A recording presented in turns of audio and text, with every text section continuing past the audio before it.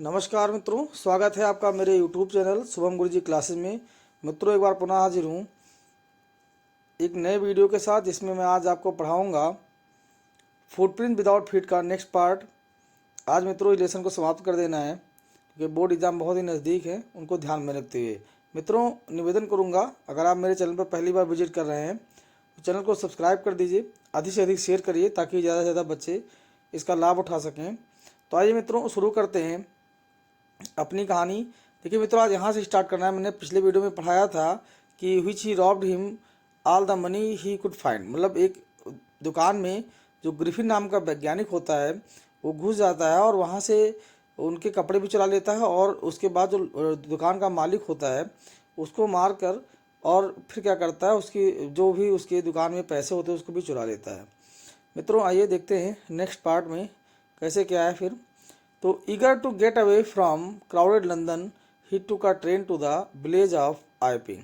तो ईगर मतलब होता है उत्सुक होना, जिज्ञासु होना, यानी सीधी सी बात है कि वो जल्दबाजी में टू गेट अवे दूर जाने के लिए, फ्रॉम क्राउडेड लंदन यानी भीड़ भरे लंदन से, ही टुक अ ट्रेन उसने ट्रेन पकड़ी टू द विलेज ऑफ आइपिंग यानी कि आइपिंग गांव के लिए। इसको आप ऐसे भी कह सकते हैं कि भीड़ भरे लंदन से निकल जाने के लिए आतुर उसने आइपिट गांव के लिए रेलगाड़ी पकड़ी।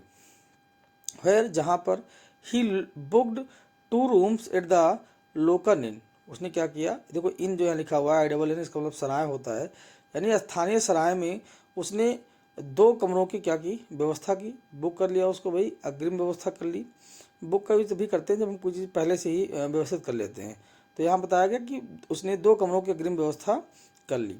The arrival of a stranger at an inn winter was any case an unusual event. बताया गया इसमें जो आगमन था शीत ऋतु में एक सराय में एक अजनबी का, जो कुछ भी हो, एक असामान्य घटना थी। मतलब एक ठंडी के महीने में अगर कोई स्ट्रेंजर आता है, कोई अजनबी व्यक्ति आता है, तो एक अजनबी घटना थी, ये बता रहा है राइटर। बताएगा stranger of such uncommon appearance set all tongues weighing. बताया गया इसमें, और समस्या ये भी थी कि ऐसे असाधारण रंग रूप वाले अजनबी ने सबका बोलना शुरू करवा दिया। ठीक है, वैगिंग, टंग वैगिंग मतलब होता है जबान खुलना, यानी उसने सबका बोलना शुरू करवा दिया। Mrs Hall the landlord's wife, जो मिसिस हॉल है वो मकान मालिक की पत्नी है, sorry, made every effort to be friendly. उन्होंने बहुत सारे प्रयास किए कि वह मित्रवत हो जाए। ठीक है, जो मिसिस हॉल हैं वो सोचते कि चलो भाई किसी तरह से मित्रता की जाए, but Griffin had no desire to talk. लेकिन ग्रिफिन की कोई इच्छा नहीं होती है उनसे बात करने की। एंड टोल्ड हर, उसने उससे कहा, my reason for coming to Iping, जो कारण है मेरे आने का आइपिंग में, is a desire for solitude, ये मेरी इच्छा है कि मैं मतलब इसमें जो लिखा हुआ है कि सॉलिट्यूड मतलब अकेला रहना होता है, एकाकीपन कहते हैं हिंदी में इसको, यानी मेरी इच्छा कि मैं अकेले रहूं, एक मतलब अकेले ही रहूं, एकाकीपन में रहूं। I do not wish to be disturb in my work, मैं नहीं चाहता हूं कि मुझे परेशान किया जाए मेरे काम में। बिसाइड, इसके बजाय, an accident has affected my face, और उसने कहा कि एक दुर्घटना में ने मेरे चेहरे को क्या किया था, प्रभावित कर दिया था। मतलब एक दुर्घटना के कारण मेरा चेहरा जो था वो प्रभावित हो चुका है। सेटिस्फाइड दैट, संतुष्ट होते हुए, दैट की her guest was an eccentric scientist. बताया गया इसमें कि उसका जो मेहमान है वो एक सन की, एसेंट्रिक मतलब होता है सन की, इसको आप पागल भी कहते हैं, साइंटिस्ट मतलब सन की वैज्ञानिक है।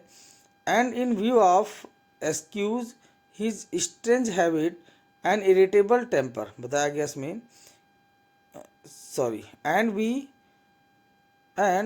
इन व्यू ऑफ द फैक्ट, और परिस्थिति को देखते हुए, मद्देनजर रखते हुए, दैट की ही हैड पेड, उसने चुकाया था हर, मतलब उसे इन एडवांस मतलब होता है पहले से, मतलब उसने अपना जो कमरे का किराया था वो पहले से उसने क्या किया था, चुकता कर दिया था एडवांस में ही।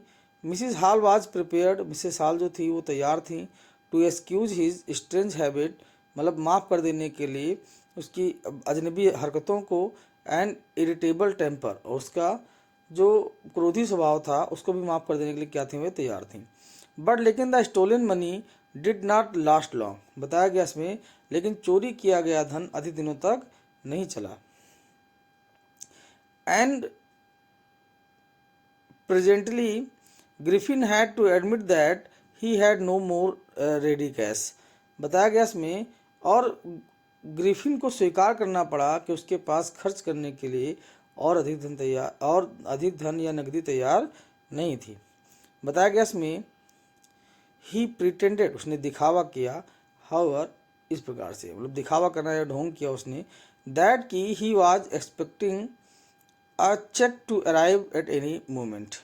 उसने एक दिखावा किया कि कोई भी चेक किसी भी समय वहाँ पहुँच सकता है।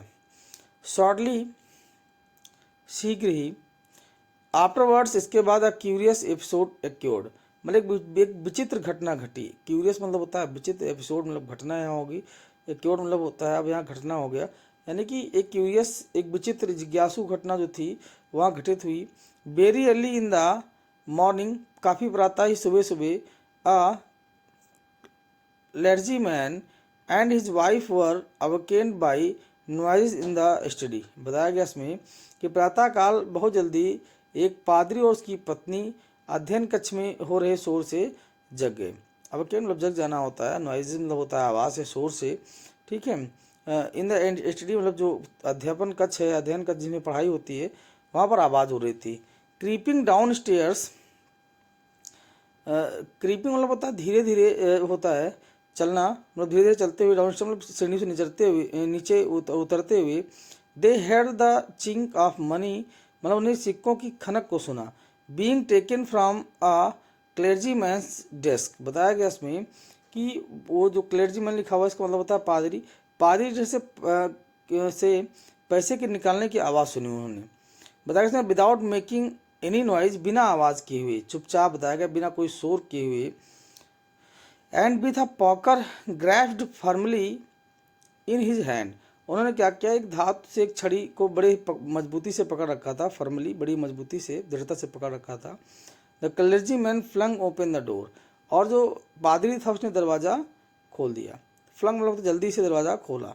सरेंडर, उसने क्या कहा, आर्म समर्पण कर दो, सरेंडर कर दो, आर्म समर्पण कर दो भाई, तुम पकड़ लिए गए हो चोरी में, ये उसने कहा।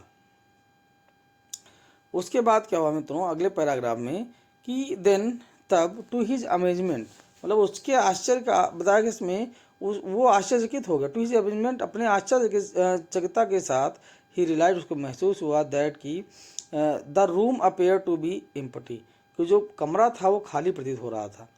ही and his wife looked under the desk, उसने और उसकी पत्नी ने डेस्क के नीचे देखा। एंड बिहाइंड द कर्टेन्स, और पर्दों के पीछे देखा। And even up the chimney, और उन्होंने चिमनी के ऊपर भी देखा। चिमनी आप जानते हैं हर घर, पहले घरों में होती थी, जो जिसमें से धुआं वगैरह निकलता था ऊपर। There was not a sign of anybody, वहाँ किसी के होने का कोई चिन्ह नहीं था। एट फिर भी the desk had been opened, desk खोली गई थी। And the housekeeping money was missing, बताया गया इसमें कि और घर को व्यवस्थित करने वाला धन गायब था। एक्स्ट्राऑर्डिनरी अफेयर, ठीक है, अद्भुत घटना। The clergy man kept saying for the rest of the day, मतलब पूरे दिन पादरी ही बोलता रहा कि ये अद्भुत घटना थी। बट लेकिन it was not as extraordinary as the behaviour of Mrs Hall's furniture a little later that morning, बताया गया इसमें ये अद्भुत घटना तो थी, लेकिन ये इतना अद्भुत नहीं था जैसे कि उस सुबह थोड़ी देर बाद श्रीमती हॉल के फर्नीचर का व्यवहार हुआ। मतलब जैसा कि श्रीमती का जो फर्नीचर था हॉल का, उसका जो व्यवस्था थी वो और भी ज़्यादा आश्चर्यचकित करने देने वाली थी। The landlord and his wife were up very early, बताया गया इसमें were up very early and were surprised to see the scientist door wide open, यानी जो मालिक और उसकी पत्नी थी वो बहुत जल्दी उठ गए थे और वो आश्चर्यचकित थे कि देख कर कि वैज्ञानिक का दरवाज़ा पूरी तरह खुला हुआ था। Usually it was shut and locked, बताया गया इसमें प्रायः वो दरवाज़ा जो था वो हमेशा बंद होता था, उसमें ताला लगा होता था। And he was furious if any one inter his room, और वो क्रोधित हो जाता था यदि कोई भी उसके कमरे में प्रवेश करता था। The opportunity seem too good to be missed, बताया गया इसमें कि अवसर इतना अच्छा था कि छोड़ा नहीं जा सकता था। बताया गया इसमें दे पीप्ड राउंड द डोर। बताया गया इसमें कि उन्होंने दरवाजे के चारों ओर झांका, पीप्ड राउंड झांका किया, सॉ नोबडी, कोई भी नहीं दिखा उनको, एंड डिसाइडेड टू इन्वेस्टिगेट, उन्होंने निर्णय लिया कि वे क्या करेंगे, निरीक्षण करेंगे, इन्वेस्टिगेट करेंगे। The bed clothes were so cold, यानी कि जो बेड क्लॉथेस थे यानी बेड पर पड़े वाले जो कपड़े थे, चादर वगैरह थे, वे ठंडे थे। शोविंग दैट, दिखा रहे थे कि the scientist must have been up for some time, कि जो वैज्ञानिक था वो कुछ समय पहले से जगा हुआ था। And stranger still the clothes and bandages that he always और वर लेइंग अबाउट द रूम। बताया गया इसमें, और उससे भी अधिक स्ट्रेंजर बताया गया, उससे भी अजीब बात ये थी कि जो वस्त्र और पट्टियाँ वो हमेशा पहनता था वे कमरे में ही पड़े हुए थे। ऑल ऑफ सडन, अचानक से Mrs Hall had a sniff close to her ear. बताया गया इसमें श्रीमती हॉल ने अपने कान के पास सूं सूं करते हुए सांस लेने की आवाज़ सुनी।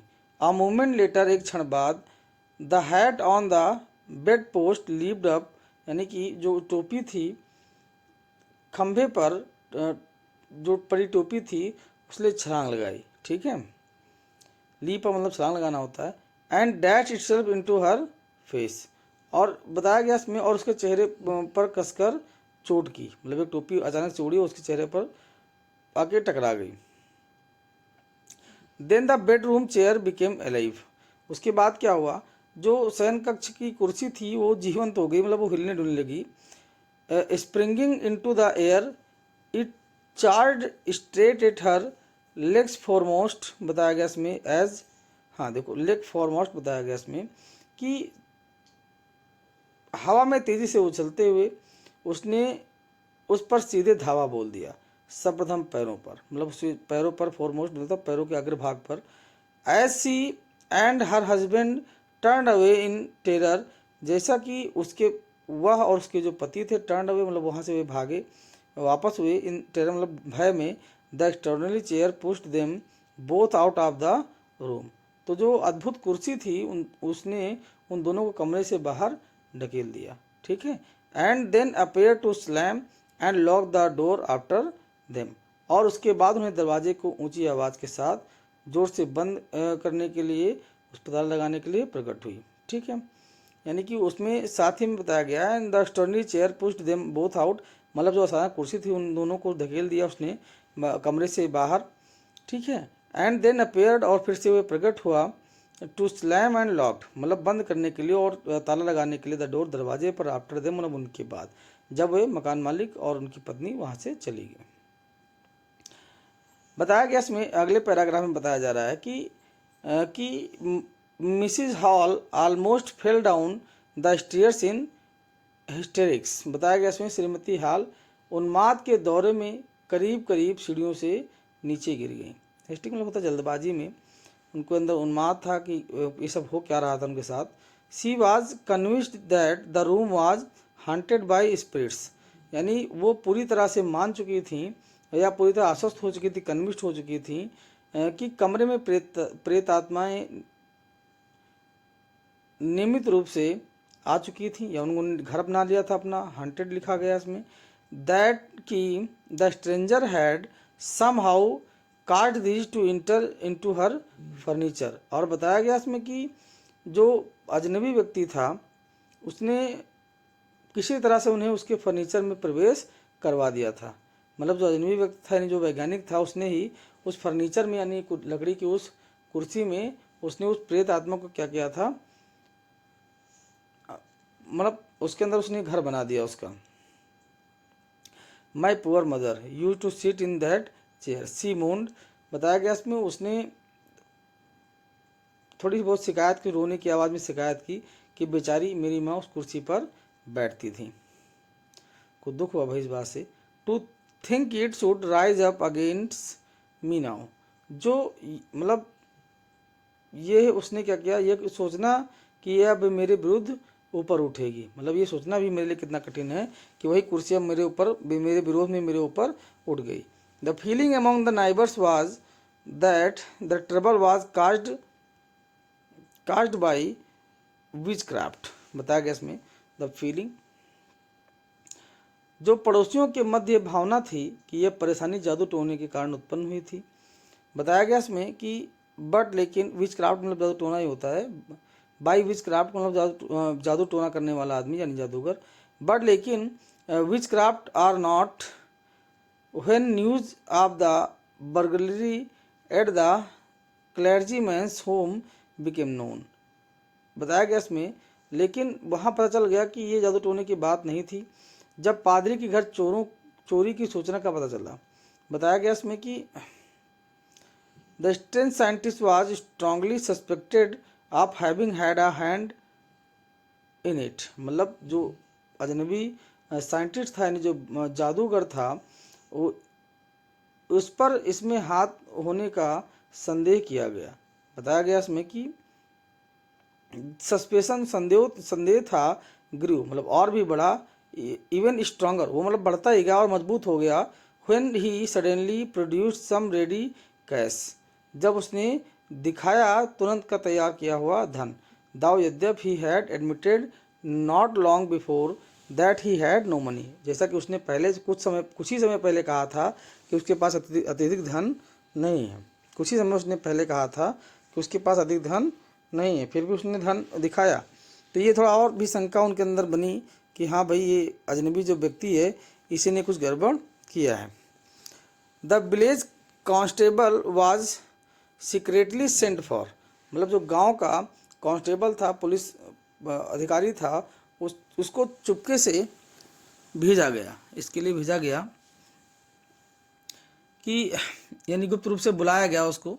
Instead of waiting for the constable, मतलब सिपाही के लिए प्रतीक्षा करने के स्थान पर Mrs Hall went to the scientist, वो जो मिसिज हॉल थी वो वैज्ञानिक के पास गई। Who had somehow mysteriously appeared from his empty bedroom. बताया गया इसमें जो किसी तरह से अपने खाली शयन कक्ष में रहस्यमय ढंग में प्रकट हुआ। आई वॉन्ट टू नो, मैं जानना चाहता हूँ या चाहती हूँ, ठीक है। What you have been doing to my chair upstairs. बताया गया इसमें कि तुमने मेरी कुर्सी को क्या कर दिया।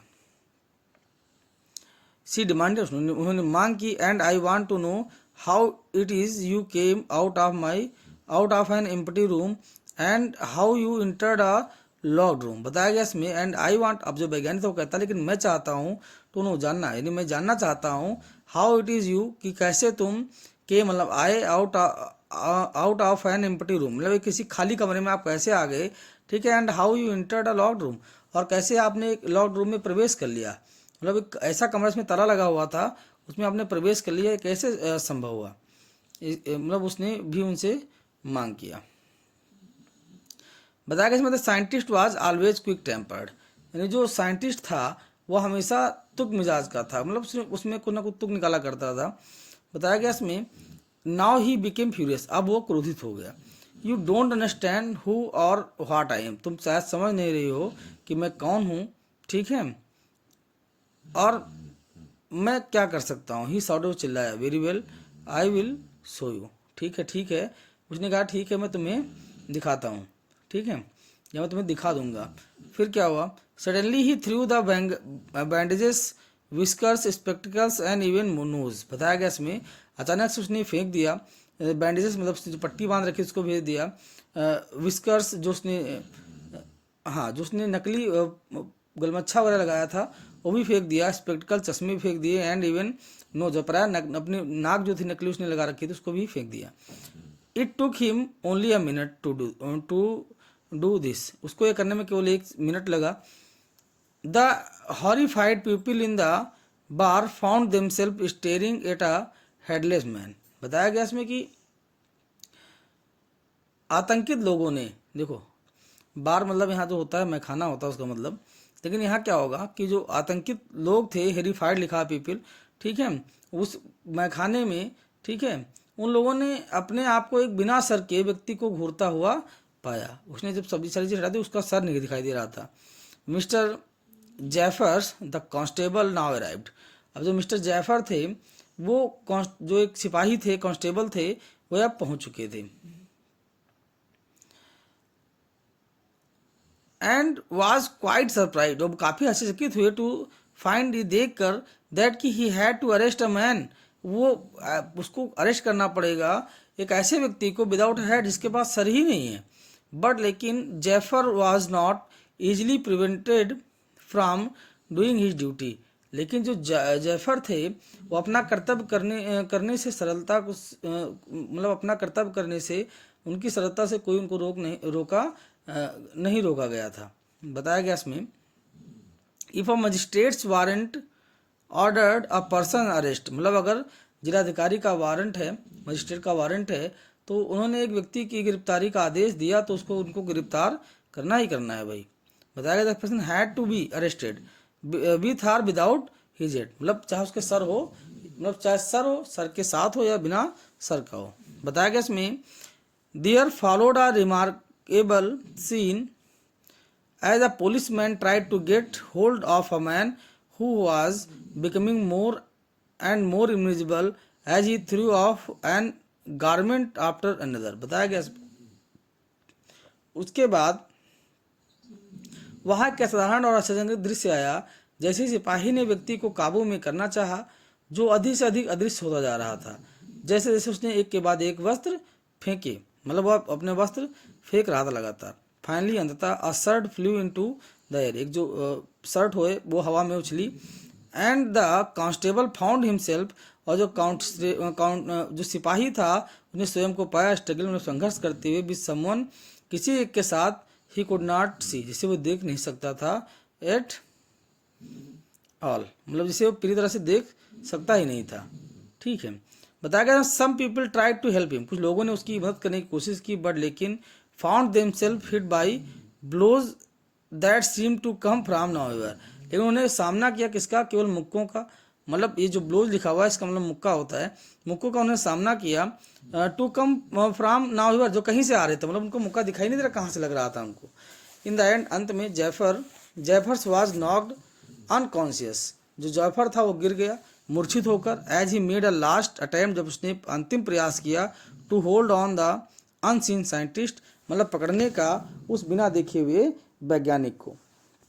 बताया गया इसमें, there were nervous excited cries of hold him, but this was easier said than done. बताया गया इसमें, देयर वर नर्वस, बताया गया कि इसमें कि भयभीत कर देने वाला, ठीक है, वहाँ भयभीत कर देने वाले, नर्वस एक्साइटेड उत्तेजित कर देने वाले, क्राइज मतलब वहाँ शोर हो रहा था, होल्ड हिम उसे पकड़ो, मतलब वहाँ लोग शोर कर रहे थे कि उसे पकड़ो पकड़ो, बट लेकिन दिस वाज ईजियर, लेकिन ये आसान था, सेड देन डन, करने के बजाय, मतलब एक कहना तो आसान था लेकिन करना उतना ही कठिन था, लेकिन ये करने से कहना अधिक सरल था, मतलब कर नहीं सकते थे आप, केवल कह सकते थे।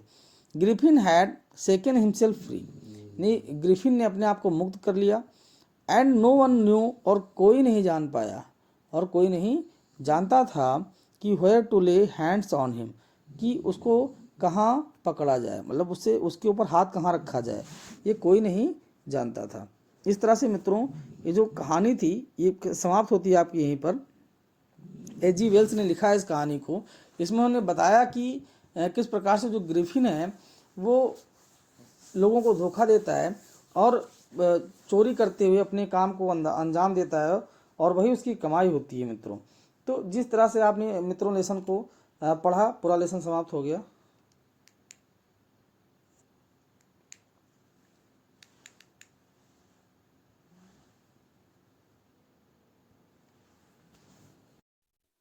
मित्रों आशा करता हूँ कि आपको लेसन समझ में आया होगा। अगर आपको लेसन समझ में आया हो मित्रों तो आप चैनल को सब्सक्राइब करेंगे और अधिक से अधिक शेयर कर दीजिए, ताकि जो बोर्ड एग्जाम देने वाले बच्चे हैं उन तक ये वीडियो अवश्य पहुंच पाए मित्रों। तो मिलता हूं मित्रों अपने चैनल पर नेक्स्ट वीडियो के साथ, अगले टॉपिक के साथ जो बहुत ही बेहतरीन होगा आपके लिए। तब तक के लिए मित्रों जय हिंद जय भारत।